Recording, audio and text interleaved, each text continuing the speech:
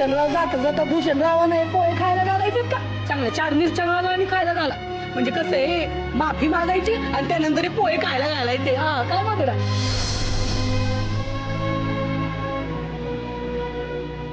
तुम्ही भूषणरावांची तरच ते घटस्फोटाच्या कागदावर सही करणार म्हणले ना. अटच आहे त्यांची तशी.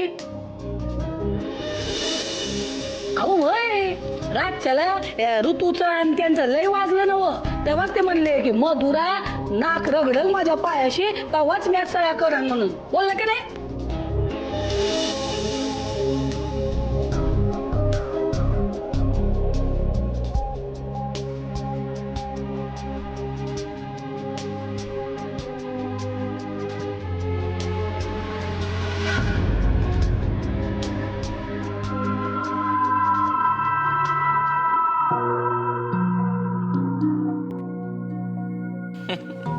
अरे तू कधी आलास? तू तू हाक नाही मारायचीस मला? जेव्हा तू माझा विचार करत होतीस ना तेव्हा झालो मी. डोळे मिटून विचार करत असताना इतकी गोड दिसत होतीस तू की मला डिस्टर्ब करावं असं नाही वाटलं. असे नाही ते विचार यायला लागले माझ्या मनामध्ये आणि मी असं बघतच राहिलो तुझ्याकडे आणि असं मला वाटत होतं की कंट्रोल, आपण घरी आहोत. कम ऑन यार, हे तुझं नेहमीच आहे. ऑफिसमध्ये असलो की सांगते की ऑफिसमध्ये आहोत, आता इथे आहोत तर घरी आहोत. अरे काय मग काय, कुठे बाहेर जाऊन करायचं का, रस्त्यावर? गप्प बस.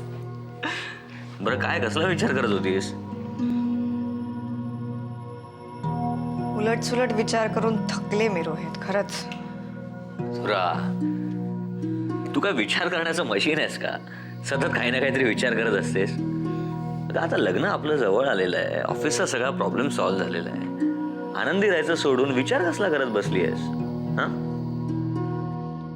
आनंदी राहायला मलाही आवडलं असतं रे, पण काय करू, माझ्या नशिबातच नाहीये बहुतेक.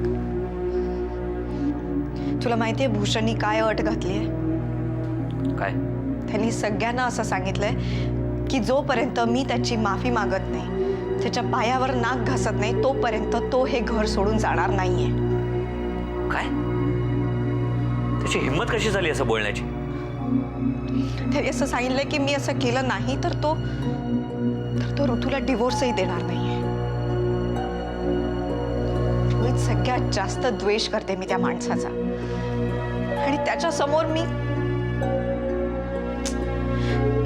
नाही वागले तर ऋतूचं आयुष्य उद्ध्वस्त होईल आणि जर वागले तर स्वतःच्या नजरेला नजर नाही मिळवू शकणार मी. आता तूच सांग, काय करू मी? मला खरंच काही सुचत नाहीये.